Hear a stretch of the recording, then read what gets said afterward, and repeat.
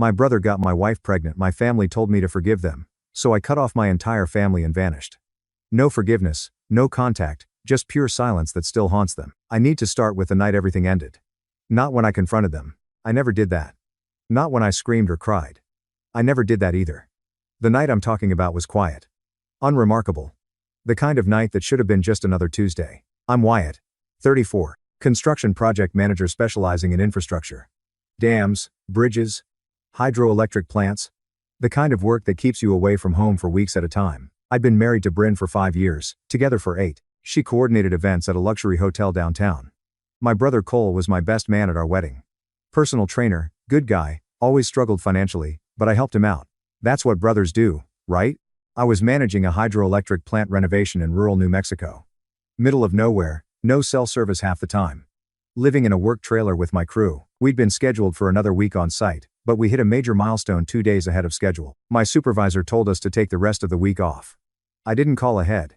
I drove 11 hours straight. Got to Denver at 11 p.m. on a Tuesday. Pulled onto my street, saw the lights off in our house. Bryn's car in the driveway. Cole's truck parked right behind it. I didn't pull into the driveway. I parked across the street, 3 houses down, engine off, lights off. I sat there. My brain did that thing where it tries to find innocent explanations. Maybe his truck broke down. Maybe he needed a place to crash. Maybe at 1:30 a.m. My front door opened. Cole walked out first. Then Bryn. Wearing my old college t-shirt and nothing else. They stood on my porch, the porch I built with my own hands, and they kissed. Not a peck, not a friendly goodbye. A real kiss, the kind that means something. He got in his truck. She watched him drive away, arms wrapped around herself in the cold. Then she went back inside. I sat in my car until the sun came up. Then I drove to a motel off I-25 and checked in for a week. The next 7 days, I became someone else. I went home like nothing happened. Kissed Bryn goodbye every morning, told her I had meetings, site visits, paperwork. Instead, I watched. I investigated. I learned our bank statement showed Cash App transfers to Cole. $200 here, $150 there. When I'd asked about them months ago, she'd said, just reimbursing him for groceries when you're away. He's been so helpful. Helpful? Right. I checked her phone while she was in the shower. I'm not proud of it, but I'm not ashamed either. The messages went back 5 months. Graphic, detailed, planning their time together around my work schedule. Wednesday back in New Mexico. Next Wednesday, we'll have the whole weekend. I didn't delete anything. Just took screenshots, saved them to a cloud account she didn't know about. Then I found the pregnancy test. It was in the bathroom trash, buried under tissues and cotton pads like she was hiding it. Positive. Clear as day. She hadn't told me, but when I checked her phone again, she told Cole 3 days ago. His response, holy crap. Is it mine? Her response? I think so. He hasn't touched me in months. I did the math. I've been gone for 6 of the last 8 weeks. Home only for a long weekend in between. The timeline worked. It wasn't mine. That night, I came home at my normal time. Kissed her hello. Asked about her day. Good. She smiled. Cole came by to fix the back fence gate. The latch was sticking. I nodded. That's nice of him. He's always been so helpful. I made dinner. We watched TV. We went to bed. I held her like I always did. Inside, I was already gone. For 2 more weeks, I played the perfect husband. Loving, attentive, present.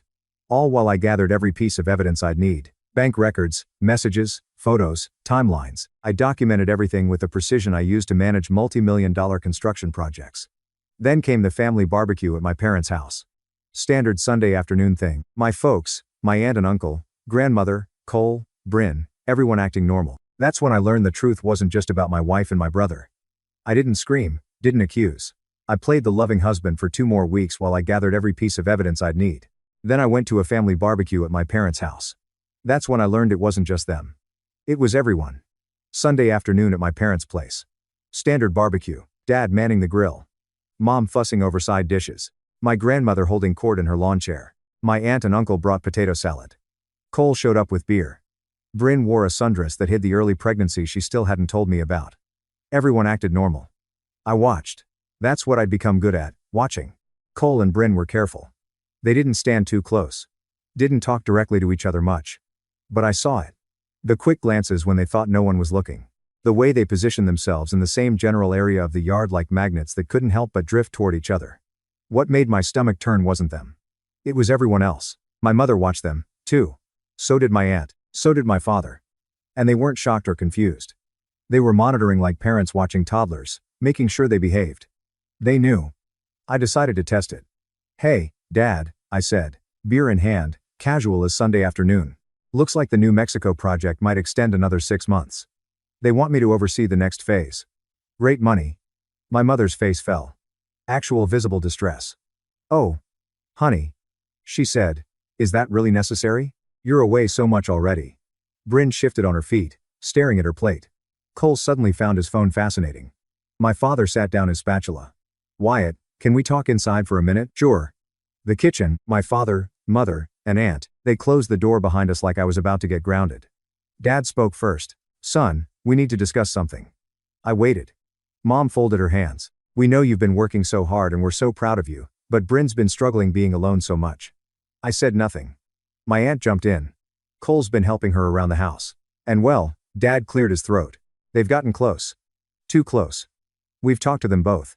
It's over now. But he glanced at Mom. Bryn's pregnant. I kept my face blank. Congratulations. Wyatt, when's she due? They exchanged looks. Mom answered. November. I calculated silently. 8 months from now. I've been gone most of the last 2 months. Dad continued. Look, there's a chance. We don't know for sure, but there's a chance it might be Cole's. A chance, I repeated. Flat. Empty. Mom reached for my hand. I didn't pull away, but I didn't squeeze back either. They made a mistake. A terrible mistake. But they've ended it. And that baby, whether it's yours or your brother's, it's family. We need to handle this together as a family. The door opened. My grandmother walked in oblivious to the tension. Oh. Good. You told him, she said, patting my shoulder. Wyatt, sweetheart, these things happen. Your grandfather and I went through something similar in our early years. You worked through it. That's what family does. That's when it crystallized. They'd known before this conversation. They discussed it among themselves, made decisions, planned this intervention, decided how to handle me. My family had held meetings about my life, my marriage, my brother's betrayal, and I wasn't invited. I need some air, I said. I walked outside, sat on the porch steps. Cole followed within 30 seconds. Hey, man. He sat next to me, keeping distance. I know Dad talked to you. I just want to say, I stood up. I'm heading out, long drive back to the motel near the site. He blinked. You're not staying for dinner? No. I walked to my truck. Bryn materialized beside me in the driveway. Wyatt, can we talk when you get back? Sure. I got in, started the engine. In my rear view mirror, they all stood there. My parents, my brother, my wife, my extended family, watching me drive away, probably thinking I needed time to cool off, to process, that I'd come around. They had no idea, I drove straight to Terrence's house. He'd been my roommate in college. Went to law school while I went into construction. Trust and estate attorney now. Good guy, honest. Most importantly, he wasn't family. It was 6 p.m., on a Sunday, but this couldn't wait. He answered the door in sweatpants holding a beer. Took one look at my face. What happened? I need a lawyer, I said. And I need to disappear. I sat at his kitchen table and laid it all out. Every piece of evidence, the screenshots, the bank statements, the timeline, the pregnancy, the family barbecue intervention. Terrence read through everything, his jaw tightening with each page. Jesus, Wyatt, what are my options? He pulled up documents on his laptop. Property records, bank account agreements, car titles. The house is solely in your name. You bought it before marriage. The joint savings account is mostly your deposits. Legally you can liquidate everything that's yours. He looked up. You want to burn it all down? No, I said I want to disappear completely. And I want to make sure that when I'm gone, they feel every consequence of what they did. Terrence leaned back. How far are you willing to go? As far as the law allows. He was quiet for a moment. Then he opened a fresh document on his screen. Okay, he said. Here's what we're going to do. I didn't yell. Didn't make a scene at that barbecue. I just listened, nodded, left, and in that silence, I made a decision. None of them would ever see me again. But first, I'd make sure they felt every consequence of what they'd done. They wanted me to work through it as a family. Perfect. They'd have plenty of time to work through my absence. Monday morning, I didn't drive back to New Mexico. I called my supervisor. Family emergency.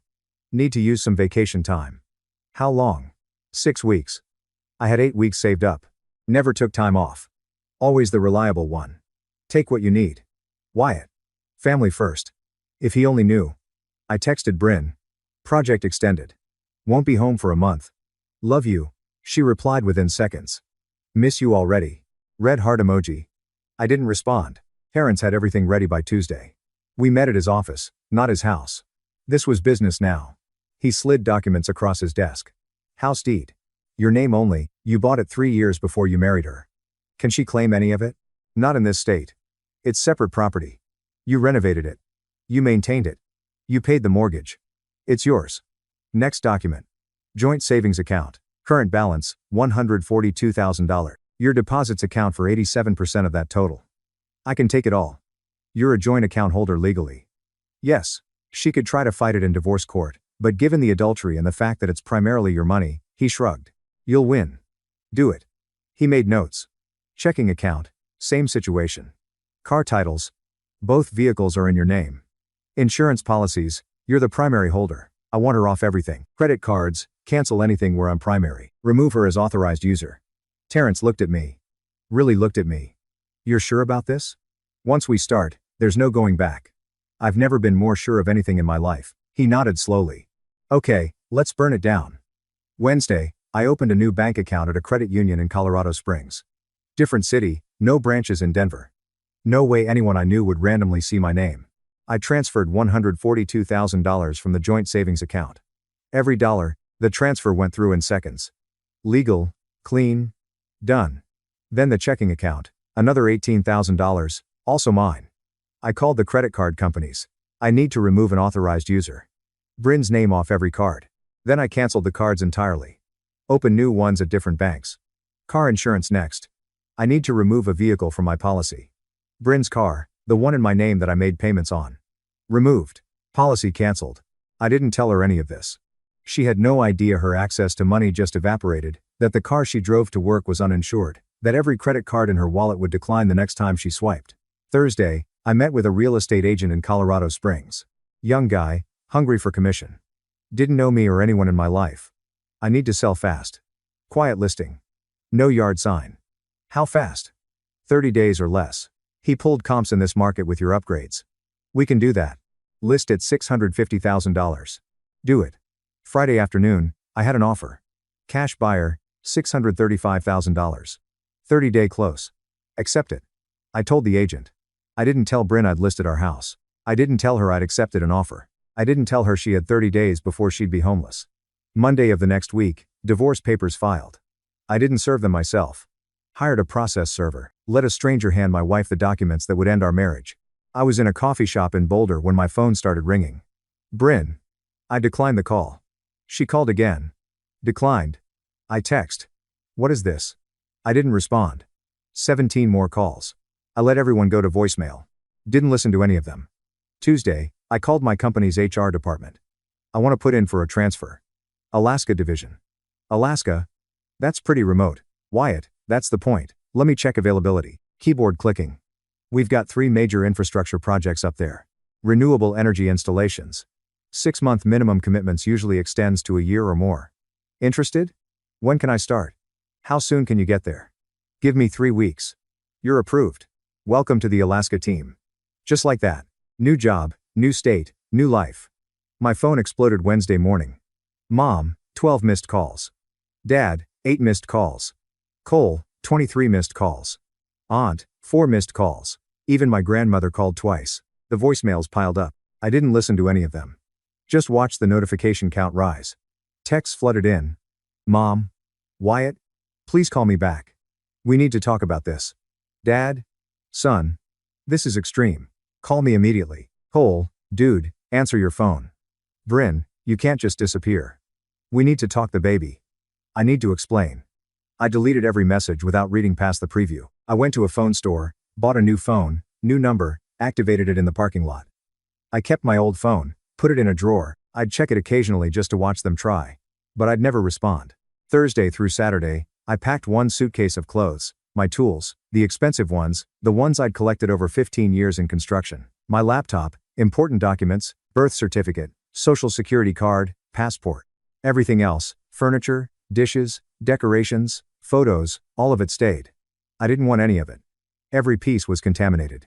Memories of a life that was built on lies. Saturday night, I wrote 1 sentence on a piece of paper. House closes in 23 days. Be out by then. No signature, no explanation, no forwardness, no curse words, just facts. I left it on the kitchen counter. Sunday 3 a.m. I loaded my truck, looked at the house one last time. The porch I'd built, the windows I'd replaced, the garden Bryn had planted that first summer. None of it mattered anymore. I got in my truck and drove north. Denver disappeared in my rearview mirror as the sun came up somewhere behind me. I didn't look back, not once. 2,300 miles to Alaska. I had 3 weeks before my new job started. Plenty of time to become someone they'd never find. I didn't give them closure. Didn't give them a fight. I just erased myself from their lives as efficiently as I'd managed construction projects. One calculated move at a time. They wanted to work through it as a family. Great, they could work through my absence. And 2,300 miles north, I was about to discover that the best revenge isn't what you do to them. It's what you stop doing for them. Alaska swallowed me whole. I arrived in Anchorage on a Wednesday. Cold, even though it was late spring, mountains everywhere. Sky bigger than anything I'd seen in Colorado. The air tasted different, clean, empty, like nobody had breathed it before me. I checked into an extended stay motel, unpacked my one suitcase, sat on the bed, and felt nothing. No anger, no sadness, just quiet. My new job didn't start for 2 more weeks, but I called my supervisor anyway. Wyatt, you're early. Any chance I can start now? I'm here. Might as well work. We've got a pipeline inspection project starting Monday. Middle of nowhere. 6 weeks minimum. You up for it? Perfect. The pipeline job was exactly what I needed. Remote camp, 12-hour shifts, no cell service for 50 mi. 15 guys on crew. None of them talkers. We worked. Ate. Slept. Repeat. At night, I'd lie in my bunk in the work trailer and listen to silence. Real silence. Not the Denver kind where you could still hear traffic, neighbors, life happening around you. This was the silence of a place where nothing existed except what you brought with you. I brought nothing. 6 weeks later, I came back to Anchorage. Civilization, internet, phone signal. I pulled my old phone out of my bag, the one I'd kept but never turned on. 394 unread text messages. 183 missed calls. I didn't read the messages. Didn't listen to the voicemails. Just scrolled through the notification count. Watched the names repeat. Mom, Dad, Cole, Bryn, and Linda, Uncle Frank. They were still trying. Good. I turned the phone back off. Put it back in the drawer. Terrence called my new number, the only person who had it. Divorce is moving forward. Bryn's lawyer keeps asking for a meeting. My client wants to discuss things in person. What did you tell them? That you're unavailable for in-person meetings. They're pushing back, saying you're being unreasonable. Counteroffer? None. You already made your terms clear. She signs or she doesn't. Good. Anything else? The house closed yesterday. She moved out the day before. Your share of the sale is in your new account. $635,000 minus closing costs and my fees. You're looking at about $590,000 net. I felt nothing. That number used to mean something. Now it was just data. Where'd she go? Moved in with Cole temporarily from what I understand. Of course she did. Keep me updated on the divorce. Otherwise, don't call unless it's urgent. Understood. 3 months in Alaska. I stopped checking my old phone every day, then every week. Eventually, just once a month, out of morbid curiosity, the messages kept coming, but less frequently. Desperate instead of angry now. Cole. Please. Man. Just let me know you're alive.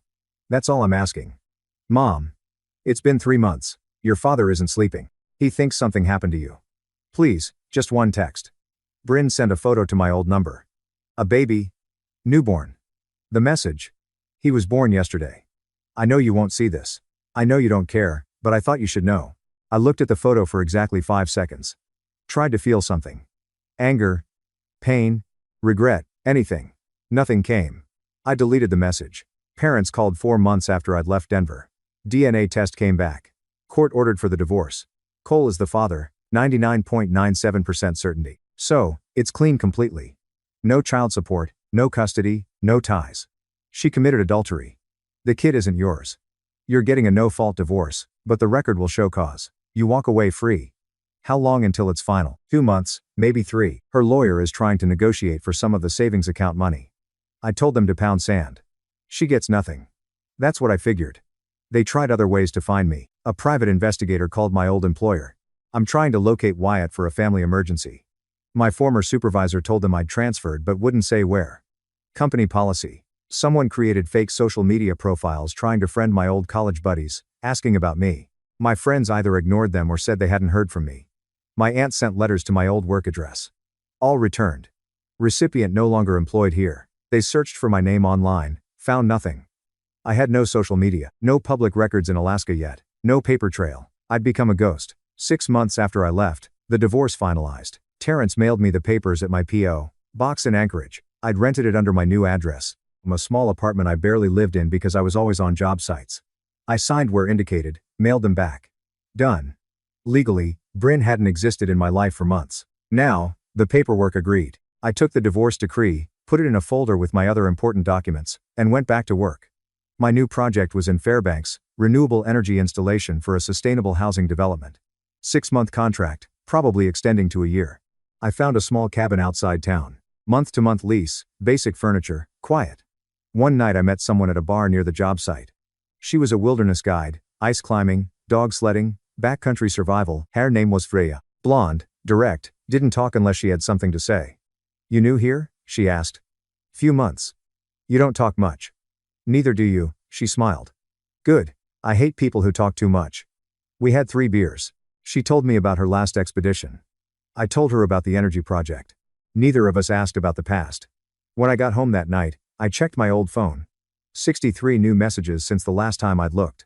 "Mom, your father's health is declining. High blood pressure, stress. Please, Wyatt, even if you hate us, just let us know you're okay. Cole, I screwed up my entire life. Bryn and I can't stand each other. The kid cries all night.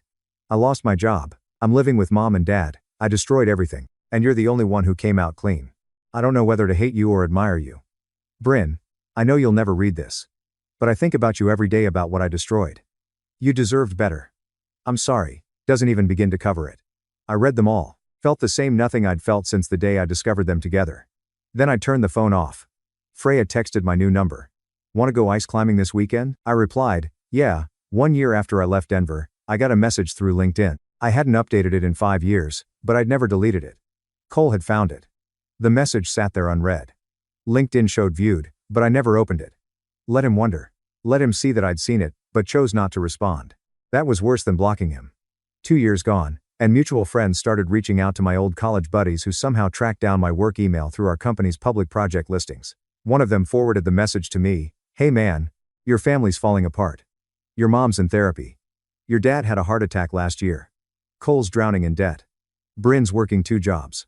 They all just want to know you're alive." I replied once, the only communication I'd made to anyone from my old life. "I'm alive. Don't contact me again." They didn't. The old phone sat in my dresser drawer. I checked it maybe once every 2 months now. The messages still came. Slower, more desperate, more hopeless, but they still came. They wanted me to break, to come back, to yell, to cry, to forgive, to something. But I'd learned the most powerful thing a man can do, nothing. And in doing nothing, I gave them exactly what they deserved. A lifetime of wondering if I was okay, knowing they'd never find out. The silence wasn't punishment. It was peace. My peace. Their prison. 3 years after I left Denver, I bought a house, small place outside Fairbanks. 2 bedrooms, wood stove, half an acre of nothing. Paid cash, no mortgage, no ties. Freya moved in 6 months later. She didn't ask about my past. I didn't ask about hers. We just existed together, honestly, simply without the weight of history. I made senior project manager, led a team of 12 on renewable energy projects across Alaska. 6 figures benefits. Respect I'd earned, not inherited through family name. Life was good, simple, quiet. I learned what happened to them through fragments. Parents still handled my taxes and legal paperwork. Sometimes he'd mention things he'd heard through professional circles. "Denver small that way. Your brother's working retail now," he said once during a call about tax documents. "Sporting goods store. Lost his training certification." I said nothing. "Your ex-wife's at a different hotel. Assistant manager had to take what she could get." "Okay. Your parents are not doing well. Your mom's in therapy. Your dad had a heart attack last year. Anything else we need to cover on these tax forms?" Terrence paused. "No, that's it." Good. The old phone sat in my nightstand now. I checked it every few months when I remembered. Year 3. The messages changed. Less angry, more broken. "Bryn. The baby's 2 now. He looks like Cole, but he's stubborn like you were. Quiet. Won't talk to strangers. Cole barely sees him. Pays what he can in child support, but it's not much. I work doubles most weeks. I'm tired, Wyatt, I'm so tired. I don't expect anything from you. I just needed to tell someone who used to know me. Delete. Cole. Living with mom and dad. I'm 32 years old and I'm living in my childhood bedroom. Lost everything. The business never took off. Can't afford my own place with the child support. Women won't touch me once they find out what I did. Your name comes up and I watch them Google it, piece it together, then ghost me. I deserve it. I know I deserve it. But man, I'm drowning. Delete. Mom, your father's on medication for his heart. Blood pressure, anxiety. The doctor says stress is destroying him. He won't talk about you, but I know he thinks about you every day. Wonders if you're okay. If you're happy. If you hate us. I told him, you probably don't think about us at all anymore. I don't know which would hurt him more. Delete. Freya found me looking at the phone one night. What's that? Old phone from before. Before Alaska. Yeah, she didn't push. That's what I loved about her. She understood that some doors stayed closed. But later lying in bed, she asked, do you miss them? No, not even a little. I thought about it. Really thought about it. I missed the idea of what they were supposed to be. The family I thought I had, but them, the actual people who betrayed me and then expected me to make it easy for them. I shook my head. No, I don't miss them at all. Good, she said. They don't deserve to be missed. Year 4, the desperation intensified.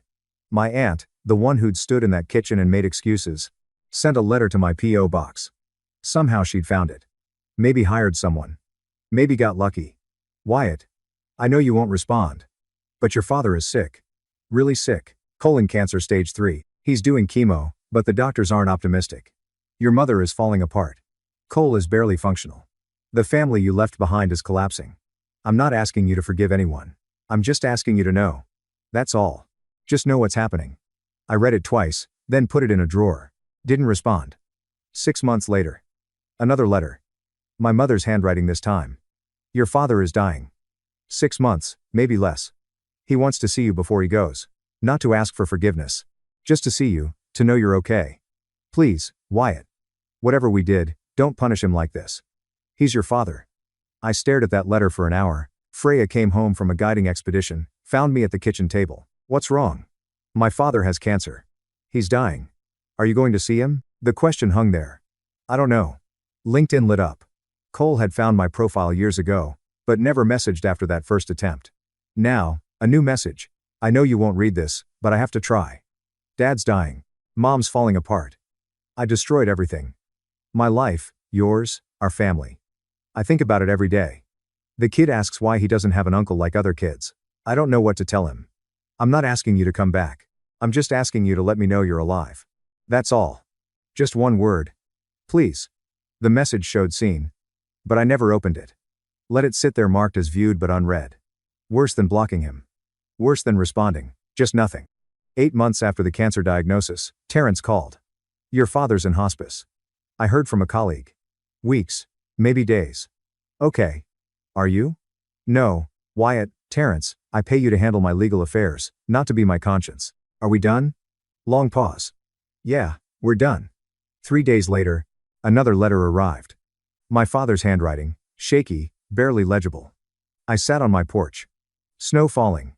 Alaska winter settling in. Open the letter, read it once, then twice. Son, I'm writing this because the doctors say I have weeks, not months. I don't expect you to respond. I don't expect you to care, but I need to say this. I failed you. As a father, as a man, when you needed me to have your back, I chose comfort over courage. I chose keeping the family together over doing what was right. I know now that I lost you the day I asked you to forgive Cole before Cole ever deserved it. I don't ask for forgiveness. I don't deserve it. I just want you to know you were right about everything and I'm sorry. I love you. I always will. Even if I never see you again, Dad. My hands shook. First time in 4 years I'd felt anything. I sat there as the sun set. As the temperature dropped, as the letter fluttered in my hand, Freya opened the door. You coming inside? My father's dying. I know, you told me last week. He wrote me a letter. She sat next to me. Didn't touch the letter. Didn't ask to read it. What are you going to do? I looked at the mountains. The snow, the vast empty space that had become my home. I don't know. 2 days later, I stood in my kitchen. Phone in hand. The new one. I could call right now. And 4 years of silence with one conversation. But what would I say? That I forgive him? I didn't. That I understand? I didn't. That it's okay? It wasn't. Freya watched me from the doorway. If you need to go, go. I'll be here when you get back. And if I don't go, I'll still be here. I set the phone down. I'm not going. You're sure? I picked up my father's letter, read it one more time. Then I walked to the wood stove and opened it. They wanted closure. They wanted me to break. They wanted some final confrontation, some dramatic goodbye. Some moment where I'd come back and we'd all cry and hug and pretend 4 years of betrayal could be erased with deathbed apologies. But the person they were looking for died in that bedroom 4 years ago. I wasn't that person anymore. And ghosts don't make hospital visits. I held my father's letter over the flames. Watched the edges curl. Brown then black. The words disappearing into ash. Freya didn't stop me. When it was gone, I closed the stove and went to bed. 3 weeks later, Terrence called. Your father passed yesterday morning. Funeral's on Saturday. Okay. Your mother's hoping. I'm not going. Silence on the line. Understood. I'll note that you were informed. Saturday came. I spent it building a new deck on the back of the house. Freya helped. We didn't talk about the funeral happening 2,300 miles away. We just worked, measured, cut, hammered. By evening, the deck was finished. I stood on it, looking at the mountains. Felt nothing but tired muscles and clean air. Monday, Terrence forwarded an email. Your mother asked me to send this. I told her I couldn't guarantee you'd read it. She asked me to send it anyway. I almost deleted it, but curiosity won. I know you weren't there today. I didn't expect you to be, but I stood at your father's casket and I couldn't stop thinking about the fact that I've now lost 2 men I love. One to death, one to my own failure. Cole spoke at the funeral. He broke down, said he wished you were there. That he'd give anything to undo what he did. Bryn came. She brought your nephew. He's 5 now. Looks like Cole acts like you. Apparently stubborn, quiet. I don't know if you care.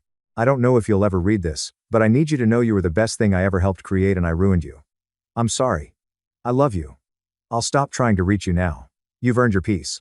Mom, I read it once then deleted it. That night, Freya asked the question everyone eventually asks. Do you regret it not seeing him before he died? I thought about it. Really thought about it? No. You sure? People think deathbeds erase everything, that you're supposed to forgive because someone's dying. But death doesn't change what they did when they were alive. He chose Cole and Bryn over me. He asked me to swallow my pain for their comfort. That doesn't go away because his heart stopped. She nodded. What about the kid? Your nephew? The question I knew was coming. He's not my nephew. He's the biological proof of the worst betrayal of my life. I don't wish him harm. I don't wish him anything. And people think that's cruel, but it's honest. That kid has a father. A crap one, but a father. He doesn't need an uncle who wants nothing to do with his existence. Fair enough. 5 years after I left Denver. I'm 39, senior project manager making 6 figures. Own my house outright. Freya and I got married last summer. Small ceremony, just us and 2 witnesses. No family, no drama, just honest vows. My old phone sits in a box in the garage. Now I haven't checked it in over a year. Don't need to anymore. I wake up to mountains, go to work on projects that matter. Clean energy, sustainable infrastructure, building things that'll last. Come home to someone who chose me with full honesty. I have friends here, good people. They know me as Wyatt, the project manager. Wyatt, the husband, Wyatt, who's good with his hands and quiet at parties. They don't know about Denver. Don't need to. I'm not running from my past. I'm just living without it. People don't understand what I did. They think I'm heartless. That I should have forgiven. That holding grudges only hurts yourself. But here's what they miss. Forgiveness requires remorse. Real remorse. Not I'm sorry you're hurt, but I'm sorry I hurt you, and I understand why you'll never forgive me. And I accept that. They never got there. They didn't apologize for the betrayal. They apologized for getting caught. They didn't feel bad for what they did. They felt bad that there were consequences. They didn't want my forgiveness. They wanted permission to feel better about themselves. And I wouldn't give it to them. The ultimate truth about revenge that nobody tells you. It's not fire. It's not loud. It's not dramatic. It's ice, cold, silent, unyielding. I didn't destroy them. I removed myself from their lives so completely that they destroyed themselves trying to fill the void. Every birthday, I don't call. Every holiday, I don't show up. Every milestone I'm not there for. That's not punishment. That's consequence. They wanted to work through it as a family. So, I let them work through my absence. And turns out that absence weighs more than any words I could have screamed. 5 years later, they're still there, still in Denver, still broken, still prisoners of what they did. Cole's still working retail, still living with mom, still paying child support he can barely afford, still watching women lose interest when they learn his story. Bryn's still working doubles, still raising a kid mostly alone, still carrying the weight of what she destroyed. Mom's still in therapy, still grieving 2 losses, her husband to death, her son to consequences, and me. I sleep soundly. I wake up to mountains and clean air. I have a partner who chose me without lies. I have work that fulfills me. I have a life without betrayal. Without toxins. Without chains. They have excuses, guilt, and a broken family held together by shame. I didn't win by destroying them. I won by realizing they weren't worth the energy to destroy. Some people think I'm cold. Maybe I am, but I'm free. And them, they're still prisoners of what they did. They carry that cell everywhere. Every time they see my empty chair at holidays. Every time they explain to someone new why their son or brother doesn't talk to them anymore. Every time they wonder if I'm happy, if I'm okay, if I ever think about them, they'll carry that weight until they die. And the best part, I don't have to do anything to make sure they suffer. They do that themselves every single day just by remembering I existed and chose to exist without them. The ultimate revenge isn't violence. It's indifference. And I mastered it. 5 years of silence. 5 years of peace. 5 years of them drowning in consequences while I built a life so complete, so honest, so utterly divorced from their world that they became irrelevant. They wanted closure. I gave them absence. They wanted forgiveness. I gave them nothing. And that nothing, that void where I used to be, that's the loudest thing they'll ever hear. That's peace. Thank you so much for watching until the end. If you really like our videos, please don't forget to like, share, and subscribe.